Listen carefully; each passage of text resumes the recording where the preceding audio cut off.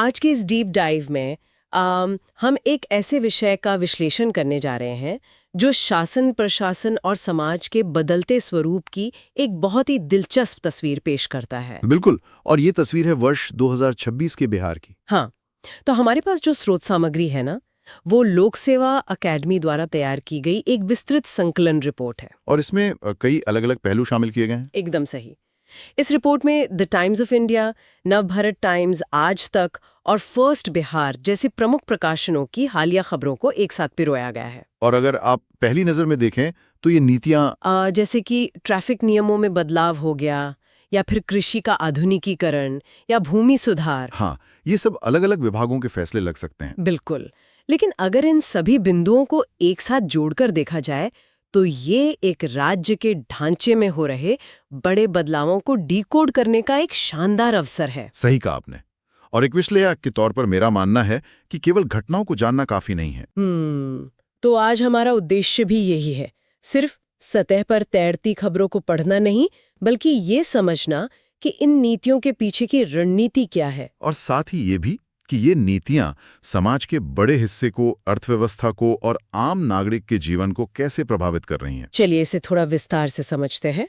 सार्वजनिक स्थानों के प्रबंधन से जुड़ी एक बहुत ही महत्वपूर्ण नीति पर बात करते हैं। हाँ, वो अर्बन जोनिंग वाली खबर। बिल्कुल। द टाइम्स ऑफ इंडिया की रिपोर्ट के अनुसार सरकार ने भीड़भाड़ वाले इलाकों, विशेषकर स्कूलों और धार्मिक स्थलों के पास खुलेआम मीट और मछली की बिक्री पर रोक लगाने की योजना बनाई है। देखिए, अगर आप इसे बड़े परिदृश्य में देखें तो इसके पीछे 3 मुख्य कारण नजर आते हैं: स्वच्छता, स्वास्थ्य और सामाजिक भावनाएं। मतलब ये सिर्फ नगर नियोजन का हिस्सा नहीं है? नहीं, ये उससे कहीं बड़ा है। घनी आबादी वाले क्षेत्रों में या स्कूलों के आसपास अनियंत्रित जैविक कचरा एक गंभीर सार्वजनिक स्वास्थ्य चुनौती होता है। ये तो है। स्कूलों के आसपास साफ सफाई बेहतर होना बहुत जरूरी है। और धार्मिक स्थलों के पास इस तरह की बिक्री से कई बार विवाद की गुंजाइश भी बनती है। तो एक विनियमित वातावरण होना आज के समय की बुनियादी आवश्यकता है। लेकिन अगर हम इसके आर्थिक प्रभाव पर निष्पक्ष रूप से चर्चा करें तो उन दुकानदारों का क्या होगा? यही वो बिंदु है जहां प्रशासन के सामने असली चुनौती आती है। मेरा मतलब है कि जिन अनौपचारिक विक्रेताओं का पूरा जीवन इन्हीं स्थानों पर निर्भर है, उन्हें तो अब वैकल्पिक स्थान तलाशने पड़ सकते हैं। बिल्कुल, और विस्थापन का तर्क बहुत मजबूत है।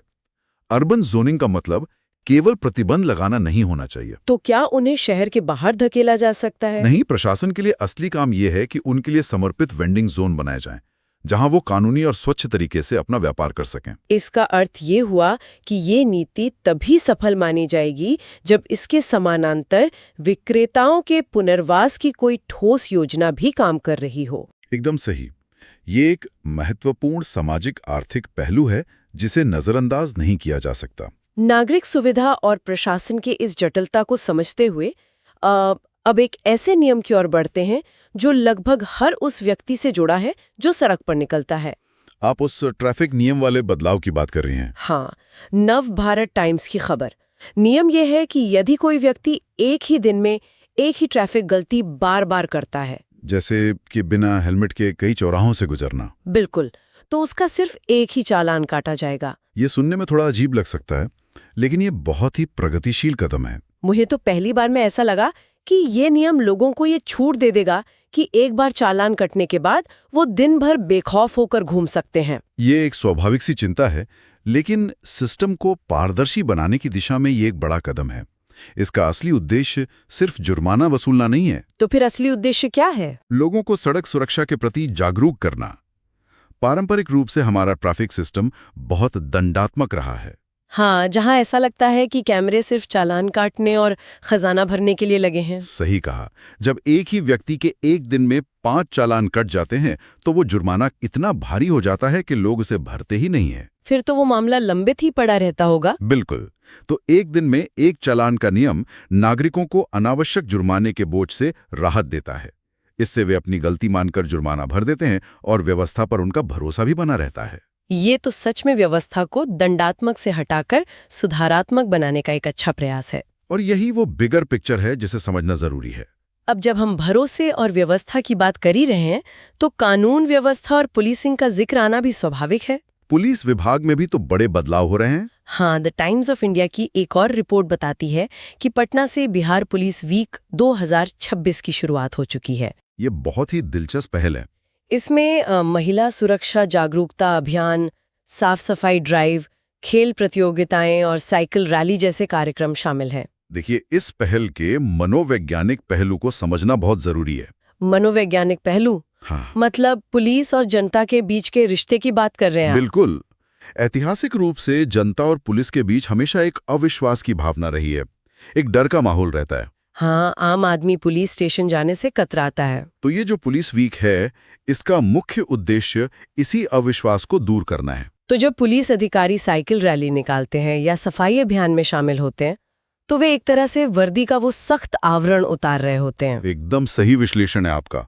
इसे कम्युनिटी पुलिसिंग कहते हैं। और इससे समाज और पुलिस की सहभागिता मजबूत होती है। हाँ, क्योंकि जब तक समाज पुलिस पर भरोसा नहीं करेगा, तब तक जमीनी स्तर की सूचनाएं पुलिस तक नहीं पहुंचेंगी। ये दोनों के लिए फायदेमंद है। ये तो बहुत ही तार्किक बात है। अब प्रशासन के उस बुनियादी ढांचे की ओर मुड़ते हैं जो राज्य की पूरी ग्रामीण और कृषि अर्थव्यवस्था की रीढ़ है। जमीन की बात कर रही हैं आप? हाँ, फर्स्ट बिहार की रिपोर्ट के आधार पर भूमि सर्वे और जमीन सुधार की नई पहल पर चर्चा करते हैं। ये राज्य के सबसे महत्वपूर्ण प्रशासनिक सुधारों में से एक है। रिपोर्ट में बताया गया है कि अधिकारियों को विशेष प्रशिक्षण दिया जा रहा है इस काम के लिए। और ये प्रशिक्षण इसलिए इतना अहम है क्योंकि जमीन से जुड़े जो पुराने और जटिल विवाद हैं, वे किसी भी राज्य के विकास में सबसे बड़ी रुकावट होते हैं। सदियों पुराने खतियान और कागजी नक्शे, बिल्कुल, उन्हें समझना और सही तरीके से डिजिटल रूप में दर्ज करना बहुत संवेदनशील काम है। तो जब ये डिजिटल रिकॉर्ड पूरी तरह से तैयार हो जाएगा तो क्या होगा? यही तो वो आहा मोमेंट है। डिजिटल रिकॉर्ड और प्रशासनिक पारदर्शिता आने से जमीन के पुराने विवादों में भारी कमी आएगी। और इसका सीधा असर अर्थव्यवस्था पर भी पड़ेगा, क्योंकि स्पष्ट मालिकाना हक होने से लोग आसानी से बैंक लोन ले सकेंगे। बिल्कुल, सिविल अदालतों का बोझ कम होगा और प्रशासन विकास के दूसरे कामों पर ध्यान दे सकेगा। ये एक बहुत ही सकारात्मक तस्वीर है। और जमीन की बात हो रही है तो खेती को कैसे भूल सकते हैं? कृषि आधुनिकीकरण भी तो एक बहुत बड़ा फोकस एरिया है। हाँ, नवभारत टाइम्स की रिपोर्ट के हवाले से बिहार की चीनी मिलों में एक यंत्र मेला आयोजित किया जा रहा है गन्ना किसानों के लिए। ये बहुत ही शानदार आर्थिक कदम है। इस मेले में हाईटेक कृषि मशीनों का प्रदर्शन हो रहा है और किसानों को ट्रेनिंग भी दी जा रही है। देखिए, पारंपरिक खेती में उत्पादकता एक बड़ी समस्या रही है और ये हाईटेक मशीनें उस समस्या को हल कर सकती हैं। बिल्कुल कर सकती हैं, लेकिन उससे भी बड़ी बात यह है कि इस मेले में किसानों को सरकारी अनुदान और सब्सिडी के बारे में मौके पर ही जानकारी दी जा रही है। मतलब उन्हें दफ्तरों के चक्कर नहीं काटने पड़ेंगे। सही कहा, किसानों को सीधे तौर पर आधुनिक खेती से जोड़ना और सरकारी योजनाओं की सही जानकारी देना उनकी आय बढ़ाने का एक आधुनिक और सीधा तरीका है। यह प्रशासन का एक बहुत ही व्यवहारिक कदम है, लेकिन इन सब प्रशासनिक और नीतिगत सुधारों के बीच एक और चीज है जो हमेशा चलती रहती है। आप राजनीतिक बयानबाजी की तरफ इशारा कर रही हैं। बिल्कुल। आज तक की एक रिपोर्ट का संदर्भ है जिसमें बताया गया है कि नेता प्रतिपक्ष तेजस्वी यादव ने कानून व्यवस्था को लेकर सरकार की आलोचना की है। देखिए, एक स्वस्थ लोकतांत्रिक व्यवस्था में इसे बहुत ही सामान्य प्रक्रिया के तौर पे देखा जाना चाहिए। मतलब जब विपक्ष सरकार की नीतियों पर सवाल उठाता है तो वो भी प्रशासन का ही एक हिस्सा है। एक तरह से हाँ, विपक्ष द्वारा सरकार की नीतियों और कानून व्यवस्था पर सवाल उठाना एक महत्वपूर्ण प्रक्रिया है। तो इसे सिर्फ एक राजनीतिक विरोध के तौर पर नहीं देखना चाहिए। बिल्कुल नहीं, ये एक चेक एंड बैलेंस का काम करता है। हम यहाँ किसी भी पक्ष का समर्थन या विरोध नहीं कर रहे हैं। हाँ, हमारा काम सिर्फ तथ्यों का विश्लेषण करना है। और तथ्य ये है कि जब विपक्ष सवाल पूछता है तो वो प्रशासन के लिए एक प्रेशर टेस्ट की तरह काम करता है। इससे सरकार अपनी नीतियों के प्रति अधिक जवाबदेह बनती है। तो ये राज्य के करंट अफेयर्स का एक बहुत ही अभिन्न हिस्सा है। बिल्कुल, नीतियां सिर्फ बंद कमरों में नहीं बनती, राजनीतिक विमर्श भी उन्हें दिशा देता है। ये सचमुच एक बहुत ही व्यापक परिदृश्य है। तो आज हमने काफी अलग अलग क्षेत्रों के सुधारों पर बात की है। हाँ, अगर मैं पूरी चर्चा को समेटने की कोशिश करूं तो आज हमने नागरिक सुविधाओं जैसे कि ट्रैफिक और स्वच्छता के बारे में बात की। प्रशासनिक सुधारों पर भी गहरी चर्चा हुई। बिल्कुल, पुलिस वीक और डिजिटल लैंड रिकॉर्ड्स के जरिए कैसे व्यवस्था को पारदर्शी बनाया जा रहा है, इस पर हमने बात की। और कृषि में यंत्र मेला जैसे आयोजनों से आ रहे आधुनिकीकरण को भी डिकोड किया। ये सभी अपडेट्स दिखा रहे हैं कि राज्य किस तरह से एक बड़े ट्रांजिशन से गुजर रहा है। करना चाहिए। बिल्कुल, बताइए। आज हमने भूमि रिकॉर्ड के डिजिटलीकरण और कृषि में हाईटेक मशीनों के प्रवेश पर विस्तार से बात की। हाँ, ये दोनों ही बहुत बड़े ढांचागत सुधार हैं। लेकिन सोचने वाली बात यह है कि जब ये दोनों तकनीकी बदलाव पूरी तरह से एक साथ लागू हो जाएंगे, मतलब जब जमीन का मालिकाना हक पूरी तरह स्पष्ट होगा और खेतों में आधुनिक मशीनें काम कर रही होंगी। बिल्कुल, तो क्या इससे आने वाले दशक में ग्रामीण अर्थव्यवस्था का पूरा ढांचा और वहां के शक्ति समीकरण हमेशा के लिए नहीं बदल जाएंगे? ये सच में एक बहुत ही गहरा और विचार उत्तेजक सवाल है।